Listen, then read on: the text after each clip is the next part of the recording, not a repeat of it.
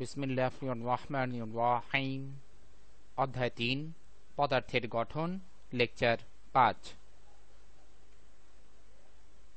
ইনশাআল্লাহ আমরা আমাদের এই লেকচারে বিভিন্ন মৌলের ইলেকট্রন বিন্যাস কিভাবে করতে হয় তা নিয়ে আলোচনা করব ইনশাআল্লাহ।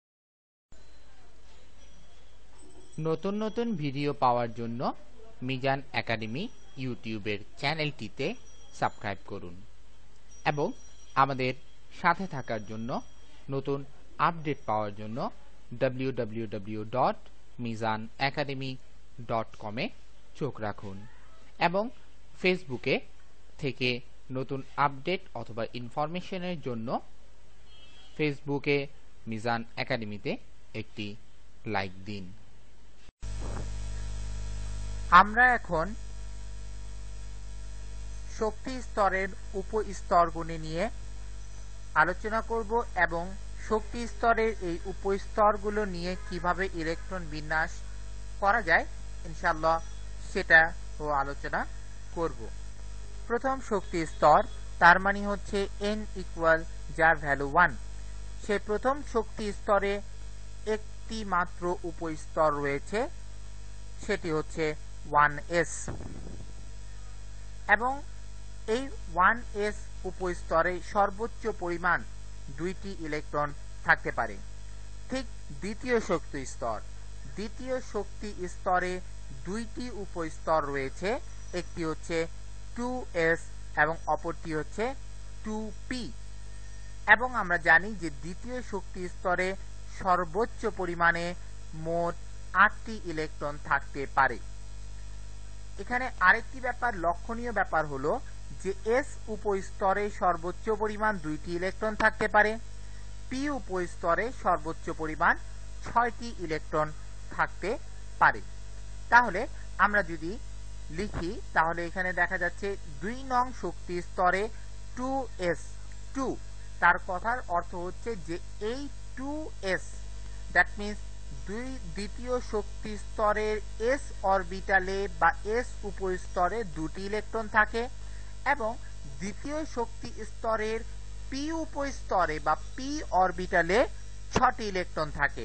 তাহলে 6 এবং 2 মোট 8টি ইলেকট্রন আমরা 2 নং শক্তি স্তরে দেখতে পাই। ঠিক অনুরূপভাবে আমরা 3 নং শক্তি স্তরের ব্যাপারটাও জানি। 3 নং শক্তি স্তরে সর্বোচ্চ পরিমাণ 18টি ইলেকট্রন থাকতে পারে। কেন? কারণ হচ্ছে n এর ভ্যালু হচ্ছে 3, তাহলে n স্কয়ার ইনটু 2, তাহলে n স্কয়ার 3 স্কয়ার মানে হচ্ছে 9, 9 ইনটু 2 ইকুয়াল হচ্ছে 18। ঠিক অনুরূপভাবে তৃতীয় শক্তি স্তরকে 3টি উপস্তরে ভাগ করা হয়েছে, 3s, 3p, 3d। তাহলে s উপস্তরে 2টি, p উপস্তরে 6টি এবং d উপস্তরে সর্বোচ্চ পরিমাণে 10টি ইলেকট্রন থাকতে পারে। তাহলে 2, 6, 8, 8 এবং এখানে রয়েছে 10, মোট 18টি ইলেকট্রন এই 3 নং শক্তি স্তরে থাকতে পারে। ঠিক অনুরূপভাবে আমরা যদি 4 নং শক্তি স্তরের কথা চিন্তা করি তাহলে 4 নং শক্তি স্তরে সর্বোচ্চ পরিমাণ 32টি ইলেকট্রন থাকতে পারে এবং 4 নং শক্তি স্তরটিকে আমরা যদি দেখি তাহলে দেখা যায় এই 4 নং শক্তি স্তরটি s p d f এ 4টি অরবিটালে ভাগ করা রয়েছে, যেখানে s হচ্ছে 2টি, p তে সর্বোচ্চ পরিমাণে 6টি, d তে সর্বোচ্চ পরিমাণে 10টি এবং f এ সর্বোচ্চ পরিমাণ 14টি ইলেকট্রন থাকতে পারে। তাহলে আমরা দেখলাম 2, 6, 8, 8, 10, 18, 18 এবং 14, 32টি ইলেকট্রন 4 নং শক্তি স্তরে সর্বোচ্চ পরিমাণ থাকতে পারে। এভাবে আমরা 5 নং উপস্তরের ক্ষেত্রেও 6 নং শক্তি স্তরে 3টি উপস্তর রয়েছে SPD এবং 7 নং উপস্তরে 2টি উপস্তর রয়েছে S এবং P। তার মানে 6 নং শক্তি স্তরে মোট 18টি ইলেকট্রন থাকতে পারে। ঠিক অনুরূপভাবে 7 নং উপস্তরে মোট 8টি ইলেকট্রন, 7 নং শক্তি স্তরে মোট 8টি ইলেকট্রন থাকতে পারে। এখানে একটা প্রশ্ন হয় যে 5 পর্যন্ত F থেকে 6 এবং 7 কেন কমে গেল?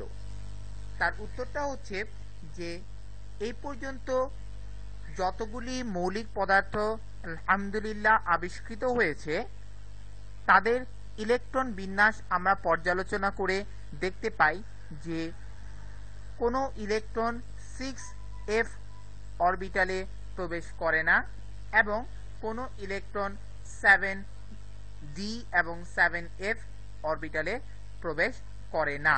এটার কারণেই 6 এর উপস্তর 3টি রাখা হলো এবং 7 এর উপস্তর 2টিতেই রাখা হলো। যদি পরবর্তীতে ইনশাআল্লাহ আরো এমন মৌল পাওয়া যায় যেখানে 6f অরবিটালে ইলেকট্রন প্রবেশ করে এবং 7d or 7f অরবিটালে ইলেকট্রন অবস্থান করে, যদি এই ধরনের ইনশাআল্লাহ মৌল আবিষ্কৃত হয় তখন এখানে আরো আরেকটি অরবিটাল যুক্ত হবে, সেটা হচ্ছে 6f হবে এবং এখানে আরো একটি যেমন হচ্ছে 7d 7f আরো দুটি অরবিটাল বা উপস্তর। আমরা এখন দেখব যে একটি মৌলের পরমাণুর ইলেকট্রন বিন্যাস কিভাবে করা যায়।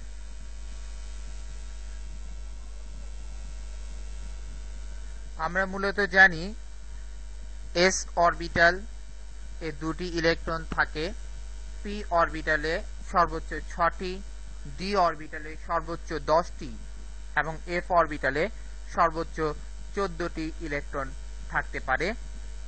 এবং আমরা ছবিতে দেখতে পাচ্ছি যে এই কক্ষপথগুলিতে অ্যারো সাইন দেওয়া রয়েছে। এই অ্যারো সাইনগুলি দ্বারা নির্দেশ করে যে প্রথমে ইলেকট্রন 1s2 কক্ষপথে প্রবেশ করবে, তারপর অন্য ইলেকট্রন 2s2 কক্ষপথে প্রবেশ করবে, তারপর সেটি 2p6 প্রবেশ করার পর সেটি 3s2 তে ইলেকট্রন প্রবেশ করবে, তারপর আবার ইলেকট্রন 3p6 এ প্রবেশ করবে, তারপর সেটি আবার 4s2 তে ইলেকট্রন প্রবেশ করবে। অনুরূপভাবে ইলেকট্রন 3d10 এ প্রবেশ করার পর 4p6 এ প্রবেশ করবে, তারপর সে আবার 5s2 তে প্রবেশ করবে। এভাবে আবার ইলেকট্রন 4d10 এ প্রবেশ করবে, তারপর 5p6 এ প্রবেশ করবে, তারপর 6s2 তে প্রবেশ করবে। ঠিক অনুরূপভাবে আবার এরপর ইলেকট্রন 4f14 এ প্রবেশ করবে, তারপর 5d10 এ প্রবেশ করবে, তারপর 6p6 এ প্রবেশ করবে এবং এরপর 7s2 তে ইলেকট্রন প্রবেশ করবে। আবার 7s2 তে ইলেকট্রন প্রবেশ করার পর ইলেকট্রন 5f14 এ প্রবেশ করবে, তারপর 6d10 এ প্রবেশ করবে এবং সর্বশেষে 7p6 এ প্রবেশ করবে। এখানে কথা হলো যে যদি যেমন সাপোজ 3s2 তে ইলেকট্রন শেষ আসার পর আর কোনো ইলেকট্রন অবশিষ্ট না থাকে তাহলে সে আর 3p6 এ পৌঁছবে না বা প্রবেশ করবে না। ঠিক অনুরূপভাবে যদি 3s2 তে ইলেকট্রন থাকার পরও কিছু ইলেকট্রন থেকে যায় তাহলে সে 3s2 এর পর 3p6 এ, তারপরও যদি কিছু ইলেকট্রন থেকে যায় তাহলে সে আবার 4s2 তে প্রবেশ করবে। এভাবেই ইলেকট্রন বিন্যাসগুলো করা হয়ে থাকে এবং ইলেকট্রনগুলো তাদের অরবিট বা কক্ষপথে এভাবেই প্রবেশ করতে থাকে। আমরা ইনশাআল্লাহ এখন কিছু উদাহরণ দেখব যে কিভাবে মূলত ইলেকট্রন বিন্যাস করা হয় এবং কোন কোন জিনিস ইলেকট্রন বিন্যাসের ক্ষেত্রে লক্ষ্য রাখতে হয়। প্রথমত কে দ্বারা বোঝানো হয় পটাশিয়াম। 19 দ্বারা বোঝানো হচ্ছে পটাশিয়ামের পারমাণবিক সংখ্যা 19, তার মানে হলো তার মোট ইলেকট্রনের সংখ্যা হচ্ছে 19 বা 19। তাহলে প্রথমে ইলেকট্রন 1s2 তে প্রবেশ করবে, এই যে 1s2, তার মানে দুটি ইলেকট্রন এই অরবিটালে রয়ে গেল। এরপরে ইলেকট্রন 2s2 তে প্রবেশ করবে, এই যে 2s2, তার মানে দুটি 4টি ইলেকট্রন রয়ে গেল। এরপরে ইলেকট্রন 2p6 এ প্রবেশ করবে, কেননা আমরা আগেই বলেছি যে s অরবিটালে সর্বোচ্চ 2টি ইলেকট্রন থাকতে পারে, p অরবিটালে সর্বোচ্চ 6টি ইলেকট্রন থাকতে পারে। 2p6 যখন 6 এ প্রবেশ করলো তখন মোট ইলেকট্রনের সংখ্যা হলো 6 4 10টি ইলেকট্রন। এরপরে আরো 9টি ইলেকট্রন রয়ে যায়। তারপরে ইলেকট্রন 3s2 তে প্রবেশ করবে, এই যে 3s2 তে প্রবেশ করলো। তাহলে মোট ইলেকট্রন হলো 2 2 4 6 10 2 12, আরো 7টি ইলেকট্রন রয়ে গেল। তারপর ইলেকট্রন 3p6 এ প্রবেশ করবে। 3p6 এ ইলেকট্রন প্রবেশ করার পর মোট ইলেকট্রনের সংখ্যা হলো 18। এরপর ইলেকট্রন প্রবেশ করবে হচ্ছে 4s এ। এখন 4s এর মধ্যে ইলেকট্রন হবে 4s1। কেন? কারণ হচ্ছে 4s অরবিটালে সর্বোচ্চ 2টি ইলেকট্রন থাকতে পারে, কিন্তু আমার এখন একটি ইলেকট্রন বাকি রয়েছে। সো সেই একটি ইলেকট্রন 4s কক্ষপথে প্রবেশ করবে বা 4s অরবিটালে প্রবেশ করবে। এটার কারণে যেহেতু একটি ইলেকট্রন 4s অরবিটালে প্রবেশ করেছে, সুতরাং আমরা ইলেকট্রন বিন্যাসের সময় সেটাকে লিখব হচ্ছে 4s1। এবং এরপরে আমরা যদি দেখতে চাই যে 3d অরবিটালে কোনো ইলেকট্রন প্রবেশ করলো কিনা, তাহলে আমরা স্পষ্ট দেখতে পাচ্ছি যে 4s1 পর্যন্ত 19 পূর্ণ হয়ে গিয়েছে। সুতরাং 3d অরবিটালে কোনো ইলেকট্রন প্রবেশ করার আর সুযোগ নেই। সুতরাং আমরা এটার কারণে 3d 0 লিখলাম। তার কথার অর্থ হচ্ছে 3d অরবিটালে কোনো ইলেকট্রন এর স্থান নেই, অর্থাৎ কোনো ইলেকট্রন 3d অরবিটালে প্রবেশ করেনি, বা 3d অরবিটালে ইলেকট্রন সংখ্যা হচ্ছে 0।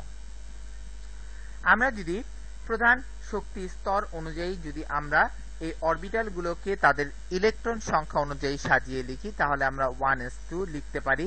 তার মানে হচ্ছে প্রথম শক্তি স্তরের s অরবিটালে 2টি ইলেকট্রন রয়েছে। ঠিক অনুরূপ ভাবে আমরা যদি দ্বিতীয় শক্তি স্তরের কথা চিন্তা করি, তাহলে দ্বিতীয় শক্তি স্তরের অরবিটাল গুলোকে আমরা একসাথে লিখব 2s2 2p6। তার মানে আমরা দেখতেই পাচ্ছি যে দ্বিতীয় শক্তি স্তরে 2 এবং 6 মোট 8টি ইলেকট্রন রয়েছে। ঠিক অনুরূপ ভাবে আমরা তৃতীয় কক্ষপথের অরবিটাল গুলোকে যদি একসাথে লিখি, যেমন 3s2 3p6 এবং 3d0, তাহলে একসাথে লিখি, তাহলে আমরা দেখতে পাবো যে 3 নং কক্ষপথে 2 এবং 6 8 যোগ 0, তার মানে 3 নং কক্ষপথে 8টি ইলেকট্রন অবস্থান করছে। এবং শেষে 4s1, সুতরাং 4 নং কক্ষপথে মাত্র একটি ইলেকট্রন প্রবেশ করলো বা একটি ইলেকট্রন অবস্থান করছে। ঠিক অনুরূপ ভাবে আমরা যদি আবার স্ক্যান্ডিনিয়ামের ক্ষেত্রে চিন্তা করি, স্ক্যান্ডিনিয়াম যার ইলেকট্রন বিন্যাস হচ্ছে 21, তাহলে প্রথমটা হবে 1s2, 2টি প্রবেশ করলো। এরপর এটা 2s2, 2 নং কক্ষপথে আরো 2টি প্রবেশ করলো, তার মানে হচ্ছে মোট 4টি হয়ে গেল। ঠিক তারপরে 2p6 হবে 3s2 তে প্রবেশ করবে, তাহলে 2p6 এবং 3s2 এই পর্যন্ত মোট ইলেকট্রনের সংখ্যা হয় 2 2 4 6 10 2 12। এরপরে আবার ইলেকট্রন 3p6 এ প্রবেশ করবে, তাহলে 12 6 হলো 18। 18 তে প্রবেশ করার পর ইলেকট্রন 4s2 তে প্রবেশ করবে, 4s2, তাহলে 18 আর 2 হলো 20। আরো একটি ইলেকট্রন রয়েছে, সেই ইলেকট্রন পরবর্তী যে কক্ষপথ 3d সেখানে প্রবেশ করবে। তাহলে একটি ইলেকট্রন প্রবেশ করার কারণে আমরা এটাকে লিখলাম হচ্ছে 3d1। তাহলে এখন প্রধান শক্তি স্তর অনুযায়ী যদি আমরা অরবিটাল গুলোকে একসাথে সাজিয়ে লিখি, তাহলে আমরা লিখতে পারি 1s2 2s2 2p6 একসাথে, 3s2 3p6 3d1 একসাথে, 4s2 একসাথে। সুতরাং প্রথম শক্তি স্তরে 2টি ইলেকট্রন রয়েছে, দ্বিতীয় শক্তি স্তরে 2 এবং 6 8টি ইলেকট্রন রয়েছে, তৃতীয় শক্তি স্তরে 2 6 8 যোগ 1 2 6 8 যোগ 1 9টি ইলেকট্রন রয়েছে, এবং চতুর্থ শক্তি স্তরে মাত্র 2টি ইলেকট্রন রয়েছে।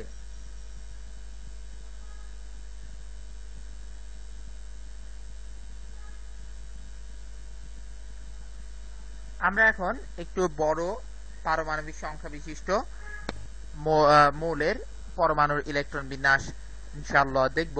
সেটি হচ্ছে রেডন, Rn, যার সংকেত হচ্ছে Rn। যার পারমাণবিক সংখ্যা হচ্ছে 86, অর্থাৎ রেডন পরমাণুতে 86টি ইলেকট্রন রয়েছে। তাহলে আমরা ক্রমান্বয়ে ইলেকট্রনগুলি ধারা লিখতে থাকি 1s2, 2s2, 2p6, 3s2, 3p6, 4s2, 3d10, 4p6, 5s2, 4d10, 5p6, 6s2। আমরা এ পর্যন্ত আগে কাউন্ট করে দেখি 6s2 পর্যন্ত কতটা ইলেকট্রন প্রবেশ করলো।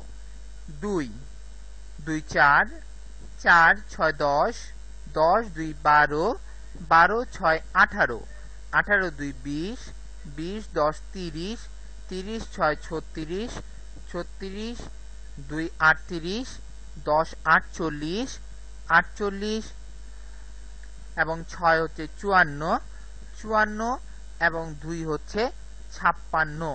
তার মানে এখনো আরো 20টি ইলেকট্রন প্রবেশ বাকি রয়েছে। তাহলে 6s2 এর পর আমরা চলে যাব 4f14। ইলেকট্রন এখন 4f14 এ প্রবেশ করবে। 4f14 এ প্রবেশ করার পর সেটি প্রবেশ করবে হচ্ছে 4d10 এ। যখন 4f14 এবং 5d10 এ প্রবেশ করবে, তখন যদি আমরা ইলেকট্রন সংখ্যা কাউন্ট করি, আমাদের মোট ইলেকট্রন সংখ্যা দাঁড়াবে হচ্ছে 80-তে।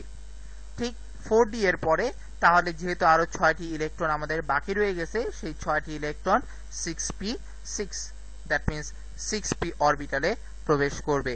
6টি ইলেকট্রন প্রবেশ করলো, এর কারণে আমরা লিখলাম হচ্ছে 6p6। আমরা যদি এখন প্রথম থেকে এই শেষ পর্যন্ত ইলেকট্রনের সংখ্যাগুলি কাউন্ট করি, তাহলে ইনশাআল্লাহ দেখব যে সর্বমোট ইলেকট্রনের সংখ্যা হচ্ছে 86, যেটা রেডনের পারমাণবিক সংখ্যা নির্দেশ করে। এখন আমরা শক্তি স্তরগুলো অনুযায়ী যদি আমরা অরবিটালগুলোকে একসাথে নিয়ে দেখি, তাহলে দেখব যে প্রথম শক্তি স্তরে 2টি ইলেকট্রন রয়েছে, দ্বিতীয় শক্তি স্তরে 2s2, 2p6 8টি ইলেকট্রন রয়েছে, 3 নং শক্তি স্তরে 2 6 8 প্লাস 10 ইকুয়াল 18টি বা 18টি ইলেকট্রন রয়েছে।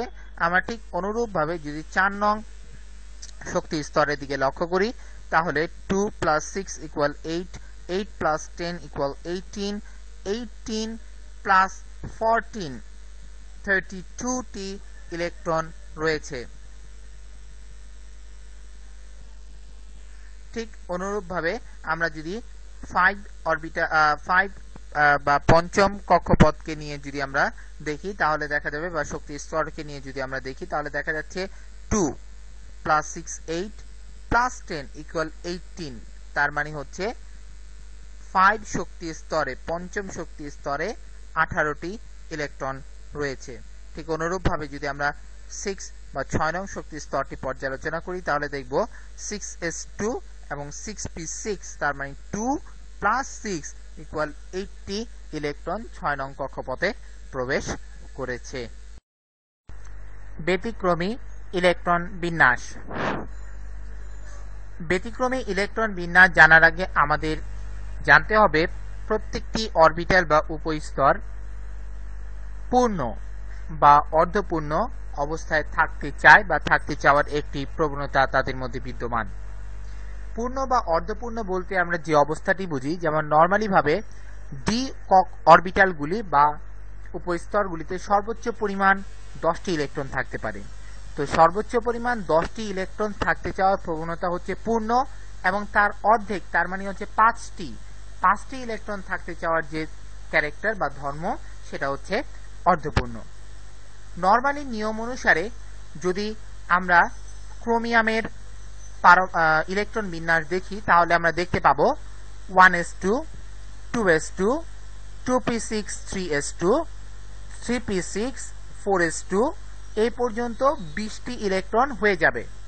এরপরে হচ্ছে 3d-তে তাহলে অতিরিক্ত যে 4টি ইলেকট্রন রয়েছে সেটি প্রবেশ করবে। কিন্তু এই অরবিটালগুলি পূর্ণ এবং অর্ধপূর্ণ অবস্থায় স্থিতিশীল থাকতে চাওয়ার প্রবণতার কারণে উপরের ইলেকট্রন বিন্যাসটি ভুল। এখানে যে জিনিসটি ঘটবে সেটি হলো, এই ডি অরবিটালে অর্ধপূর্ণ থেকে একটি ইলেকট্রন কম রয়েছে, তার মানে হলো যে ডি অরবিটালটিতে 4টি ইলেকট্রন রয়েছে। যদি ডি অরবিটালটি 5টি ইলেকট্রন পূর্ণ হয় তাহলে এই অরবিটালটি স্থিতিশীলতা অবস্থা বজায় রাখবে। ঠিক অনুরূপভাবে আমরা 4s অরবিটালের ক্ষেত্রে যদি দেখি, 4s পূর্ণ রয়েছে 4s 2 ইলেকট্রন রয়েছে, এটি পূর্ণ অবস্থায় রয়েছে। এখান থেকে যদি একটি ইলেকট্রন সে ডি অরবিটালকে দিয়ে দেয় তাহলে ডি অরবিটালটি 4 + 1 5, তার মানে 5টি ইলেকট্রন পেয়ে যাবে, অর্থাৎ ডি অরবিটালটি অর্ধপূর্ণ অবস্থায় থাকবে এবং স্থিতিশীল। এখন এই 4s অরবিটালে একটি ইলেকট্রন থাকবে, যে একটি ইলেকট্রন s অরবিটালে অর্ধপূর্ণতা নির্দেশ করে। সুতরাং আমরা s অরবিটালের দিকে লক্ষ্য রাখলেও দেখব যে s অরবিটালটিও অর্ধপূর্ণ অবস্থায় থেকে স্থিতিশীলতা অর্জন করেছে। সুতরাং ক্রোমিয়ামের সঠিক ইলেকট্রন বিন্যাসটি হচ্ছে 1s2 2s2 2p6 3s2 3p6। আমরা আগেরটা দেখি যেখানে 3d4 ছিল, এই 4s থেকে একটি ইলেকট্রন যেয়ে সেখানে 3d5 হয়ে গেল এবং 4s এর যে দুটি ইলেকট্রন ছিল d কে একটি দেওয়ার কারণে তার ইলেকট্রন একটি কমে 4s হয়ে গেল। এটি হচ্ছে ক্রোমিয়ামের সঠিক ইলেকট্রন বিন্যাস। এখানে লক্ষণীয় ব্যাপারটি হচ্ছে যে 3d যে অরবিটালটি রয়েছে, এই 3d অরবিটালে অর্ধপূর্ণতা প্রাপ্ত হয়েছে, অর্থাৎ তার যে 5টি ইলেকট্রন থাকতে চাওয়ার বা রাখতে চাওয়ার যে প্রবণতা তারই এখানে প্রতিফলন ঘটল। এবং প্রত্যেকটা ক্ষেত্রে আমাদের এই জিনিসটা লক্ষ্য রাখা জরুরি।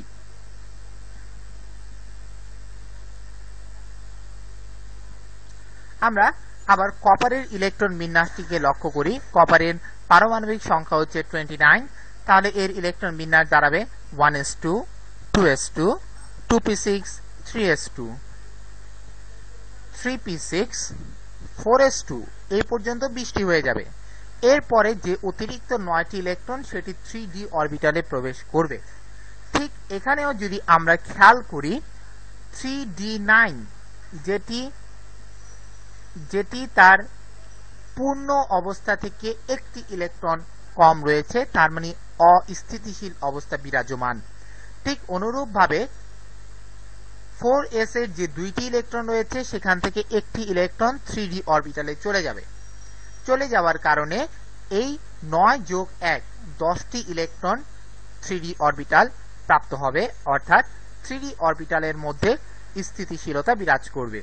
তাহলে আমরা উপরে যে ইলেকট্রন বিন্যাসটি দেখতে পাচ্ছি, স্থিতিশীলতা প্রাপ্ত না হওয়ার কারণে এই ইলেকট্রন বিন্যাসটি ভুল। সঠিক ইলেকট্রন বিন্যাসটি হচ্ছে এই 3d এর সাথে 4s থেকে একটি ইলেকট্রন যোগ হয়ে 3d10 হয়ে যাবে, এই যে 3d10 হলো, এবং 4s থেকে একটি ইলেকট্রন চলে যাওয়ার কারণে তার অবশিষ্ট যে একটি ইলেকট্রন রইল সেই একটি ইলেকট্রন সহ তার ইলেকট্রন বিন্যাসটি দাঁড়াচ্ছে 4s1। তাহলে কপারের আমরা ইলেকট্রন বিন্যাসটি যদি দেখি তাহলে দেখব 1s2 2s2 2p6 3s2 3p6 4s1 3d10। এটি ছিল মূলত ব্যতিক্রমী ইলেকট্রন বিন্যাসের উদাহরণ। এবং এই ব্যতিক্রমী ইলেকট্রন বিন্যাসের উদাহরণগুলির ক্ষেত্রে সবচেয়ে লক্ষণীয় এবং গুরুত্বপূর্ণ বিষয়টি হলো যে অরবিটালগুলির স্থিতিশীলতা প্রাপ্ত হওয়া, যেটি প্রত্যেকটি ইলেকট্রন বিন্যাসের ক্ষেত্রে খেয়াল রাখা খুবই জরুরি।